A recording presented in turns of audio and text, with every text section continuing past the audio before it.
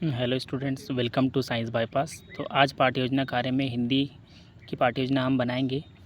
तो इसमें शुरू करते हैं। छात्र अध्यापक का नाम पुलकित, कक्षा 8वीं, विषय हिंदी, प्रकरण है भेड़ाघाट। इधर दिनांक, दिन, समय, कालांश डाल देंगे, विद्यालय का नाम डाल देंगे। फिर इसमें शुरू करेंगे। सामान्य उद्देश्य: पहला, छात्रों को हिंदी भाषा के प्रति रुचि उत्पन्न करना। दूसरा, छात्रों को लेखन, बौद्धिक तथा तर्क शक्ति का विकास कराना। छात्रों को प्रतिदिन भाषा का ज्ञान प्रदान करना। छात्रों की आलोचनात्मक प्रवृत्ति को जागृत करना। ठीक। फिर हम आ जाएंगे विशिष्ट उद्देश्य पे, जिसमें बोधात्मक उद्देश्य में छात्रों को भेड़ाघाट की कहानी से परिचित कराना। ज्ञानात्मक उद्देश्य: छात्र कविता और कहानियों को पूर्ण रूप से समझ सकेंगे।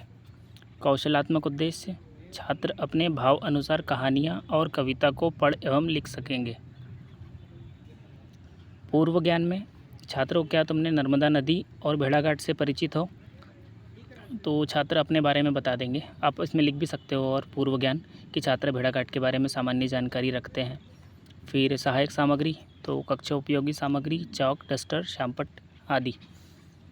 फिर प्रस्तावना बनाएंगे। तो एक तरफ आ जाएगा छात्राध्यापक क्रिया, एक तरफ आ जाएगा छात्र क्रिया।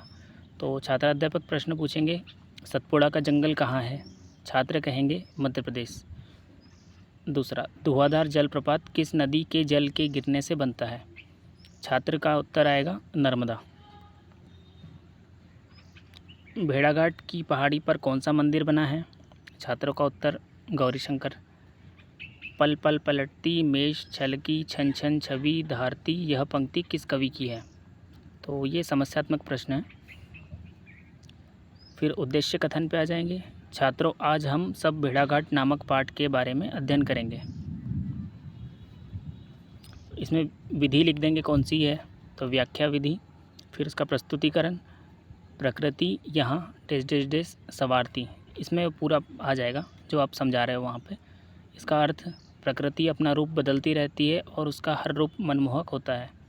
आदर्श वाचन: छात्राध्यापक द्वारा शुद्ध उच्चारण एवं आरोह अवरोह के साथ आदर्श वाचन किया जाएगा। फिर अनुकरण वाचन: छात्रों द्वारा विराम चिन्हों, अर्धविराम चिन्हों का प्रयोग करते हुए स्पष्ट वाचन किया जाएगा।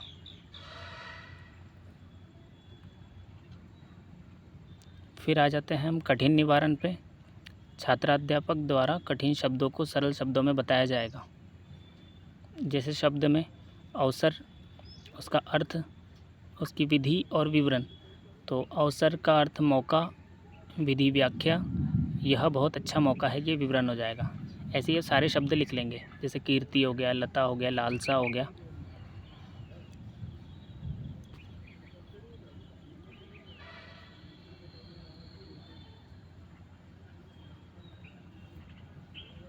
इसके बाद में हम आ जाएंगे बोध प्रश्न।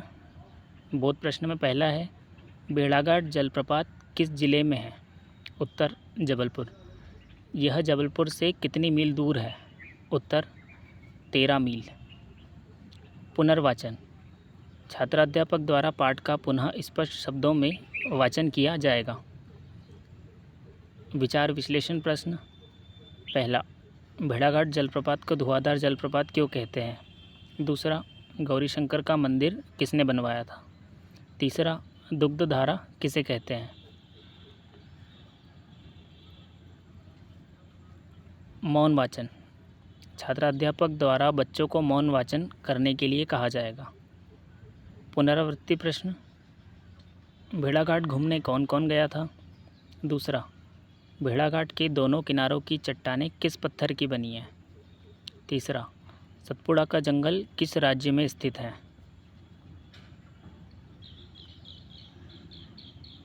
कक्षा कार्य, तो सही विकल्प चुनकर लिखिए। इसमें पहला है, धुआंधार जलप्रपात किस नदी के जल के गिरने से बनता है?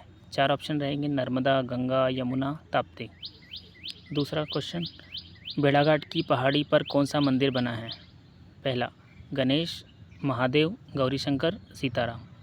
इसके बाद में आ जाएगा श्यामपट्ट सारांश। श्यामपट्ट सारांश में हम ऐसा ब्लैक पेपर ले लेंगे जिसमें सिल्वर कलर के पेन से लिखा जाएगा छात्राध्यापक का नाम, कक्षा, विषय, प्रकरण, दिनांक, दिन और कालांश। फिर नीचे में छात्राध्यापक के हस्ताक्षर आ जाएंगे, विषय शिक्षक के हस्ताक्षर और पर्यवेक्षक के हस्ताक्षर। धन्यवाद।